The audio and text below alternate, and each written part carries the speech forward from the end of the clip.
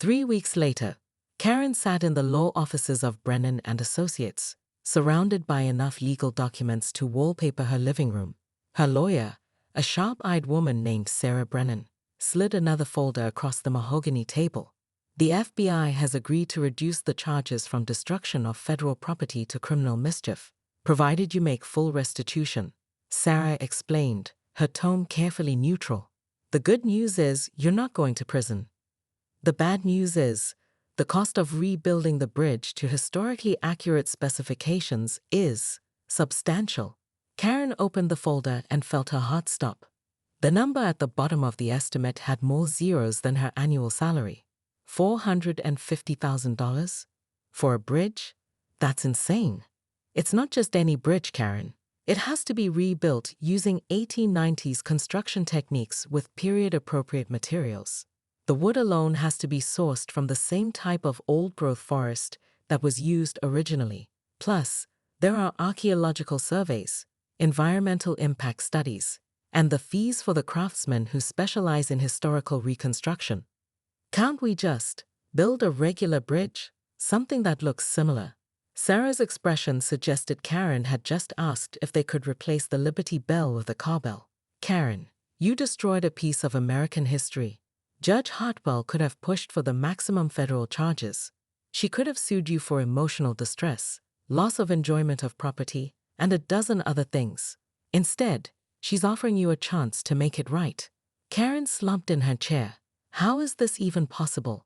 I was following the HOA rules. The HOA rules don't override federal law. They never did. A simple Google search would have shown you that the bridge was protected, but you didn't do one. Sarah's voice carried just a hint of the frustration she'd been suppressing for weeks. Judge Hartwell has been very reasonable about this, all things considered. That afternoon, Karen found herself standing where the bridge used to be, staring across the creek at Eleanor Hartwell's house. The woman herself was in her garden, tending to roses with the same methodical precision she probably brought to the federal bench. Karen took a deep breath and walked around to the front of the property. When she knocked on the door, Eleanor answered immediately, as if she'd been expecting her. "Mrs. Pemberton," Eleanor said, her voice neither warm nor cold. "I was wondering when you'd come by." "I wanted to apologize," Karen began, but Eleanor held up a hand. "The bridge will be rebuilt, and you'll pay for it. That's not really an apology, that's just consequences. What I'm curious about is whether you've learned anything from this experience." Karen opened her mouth to give her standard response about maintaining community standards, but something in Eleanor's steady gaze stopped her. For the first time in weeks, she found herself actually thinking about what had happened. "I didn't research," she admitted quietly. I saw something I didn't like, and I assumed I had the right to get rid of it." Eleanor nodded slowly. "And now I realize that some things are bigger than HOA rules. That bridge meant something to you, didn't it?" "It was where my great-grandfather taught me to fish when I was 7 years old," Eleanor said simply. "But that's not really the point. The point is that we live in a society with laws and institutions that are designed to protect things that matter, even from people who think they know better." Karen felt something shift inside her chest. Not quite humility, but maybe the beginning of it. Will you let me know when the reconstruction starts? I'd like to see it being built the right way this time."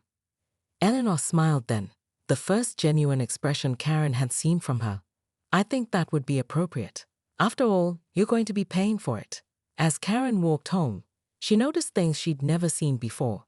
The historic marker by the subdivision entrance that she'd passed 1,000 times. The careful way the original developers had preserved the old oak trees. The subtle beauty in the weathered stone walls that she'd always thought looked shabby. Her phone buzzed with a text from another HOA board member about that hideous mailbox on Elm Street that really needed to be addressed. For the first time in her 3 years as president, Karen typed back, "Let's research it first." It wasn't redemption exactly, but it was a start. Karen Pemberton stood in her pristine front yard at 6:47 a.m., coffee mug in one hand, phone in the other, watching the demolition crew tear down what she called that eyesore of a bridge with the satisfaction of a general watching enemy fortifications crumble. Faster, she barked at the crew foreman, her voice cutting through the morning air like a buzzsaw.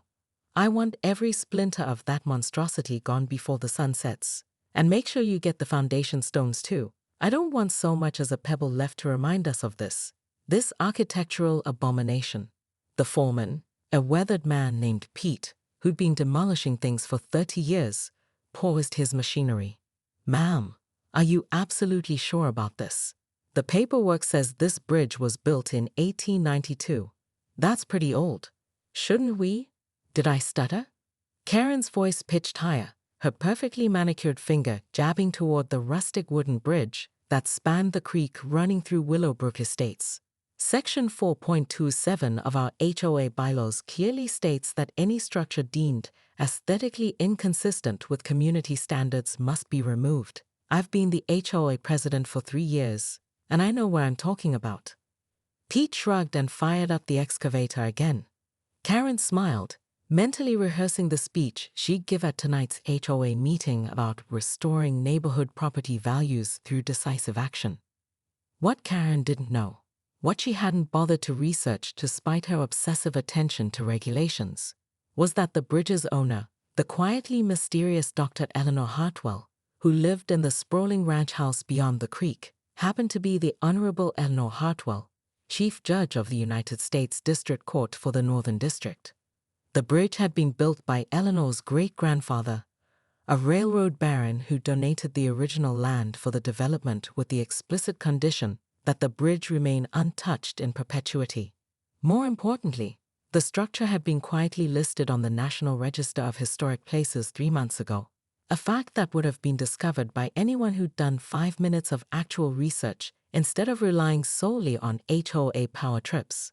But Karen was too busy savoring her victory to notice the sleek black sedan pulling up to Dr. Hartwell's house, or the 2 very serious-looking people in dark suits who stepped out and began taking photographs of the destruction. Beautiful work, Karen called out as the bridge's hand-carved railings splintered under the excavator's claw. This is what happens when someone actually cares about maintaining standards around here. By 3 p.m., the bridge was nothing but a pile of century-old timber and stone, and Karen was already planning her next target, that gaudy bird fountain in the Martinez family's front yard. She had no idea that her phone was about to ring with news that would turn her perfect little world completely upside down. Karen's triumphant mood lasted exactly until 4:17 p.m., when her phone buzzed with a call from an unknown number. Karen Pemberton? The voice was crisp, professional, and somehow managed to sound both polite and terrifying. Yes, this is Karen Pemberton, president of the Willowbrook Estates Homeowners Association. How can I help you?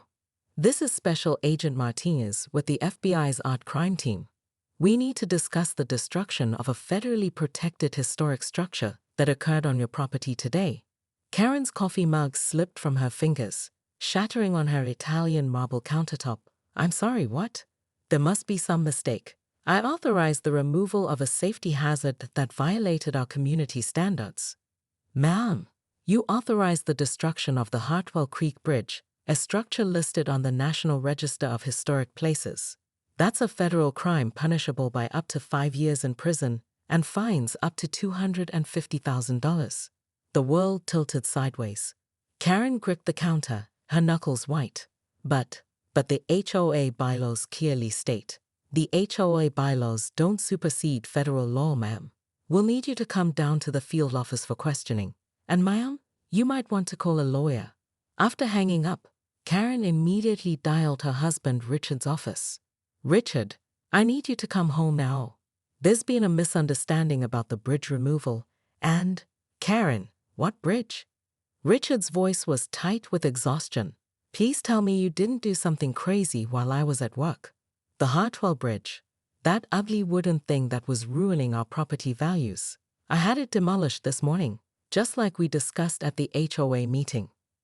The silence on the other end of the line stretched so long that Karen wondered if the call had dropped. Karen, Richard's voice was barely a whisper. Eleanor Hartwell is a federal judge. I've been researching her background for weeks, because I thought we should be more diplomatic about the bridge situation. She could destroy us. She's just a retired doctor or something. She's never even come to an HOA meeting.